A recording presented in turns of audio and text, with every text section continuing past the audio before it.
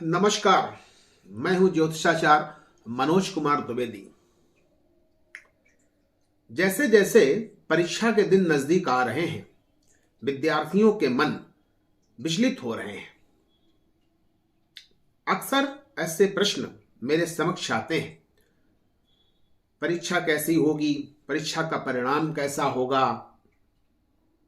परीक्षा के दिनों में मानसिक स्थिति कैसी होगी? इन सभी विषयों या बातों पे वर्तमान समय में विद्यार्थियों का मन विचलित है। यदि आप मेहनत से मन लगाकर पढ़ाई करते हैं और इसके साथ साथ ज्योतिष शास्त्र के माध्यम से कुछ उपाय भी करते हैं, तो परीक्षा का परिणाम निश्चित रूप से सार्थक हो सकता है।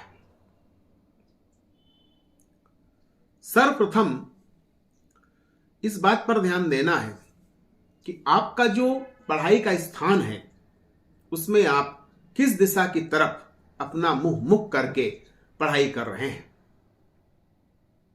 यदि दिशा गलत है तो उसके नकारात्मक परिणाम मिलेंगे। जो भी आप पढ़ाई करेंगे, जो भी आप कोर्स तैयार करेंगे, परीक्षा के समय भूल जाएंगे।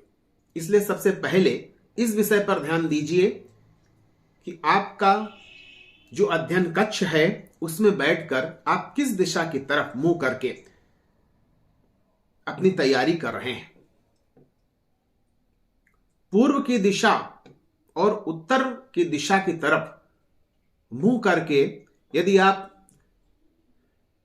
अपने कोर्स की तैयारी कर रहे हैं तो निश्चित रूप से आपको वो पाठ ज्यादा अच्छे तरीके से याद होगा, आपके मन मस्तिष्क में स्थायी रूप से उसका वास होगा और जब आप परीक्षा देने के लिए जाएंगे तो विश्वास रखिए सकारात्मक रूप से आप अपना परीक्षा दे पाएंगे।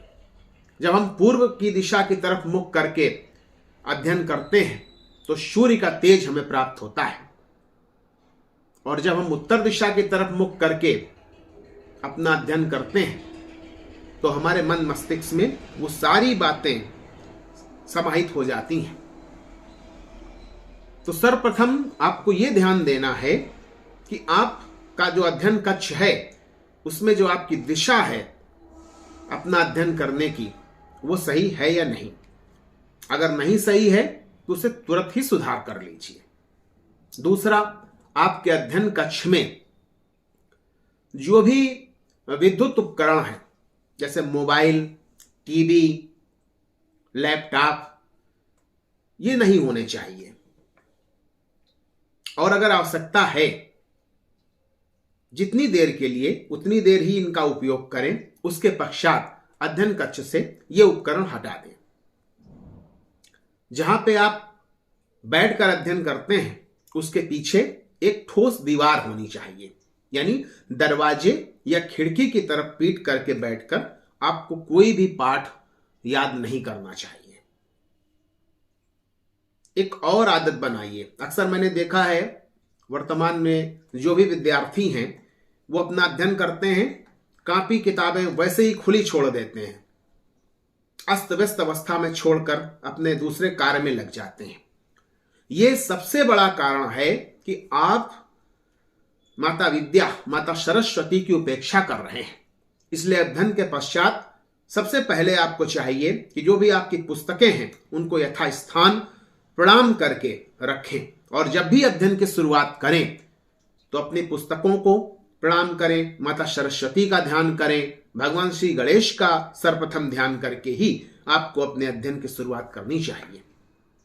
एक और उपाय है, जिस दिन आपका परीक्षा है उस दिन परीक्षा कक्ष में जाने से पहले आप मन ही मन भगवान श्री गणेश का स्मरण करें, माता सरस्वती का स्मरण करके अपने परीक्षा कक्ष में प्रवेश करें, और विश्वास रखिए कि आपने जो भी मेहनत करी है उसका सकारात्मक परिणाम आपको आपके परीक्षा परिणाम के रूप में निश्चित रूप से मिलेगा। धन्यवाद।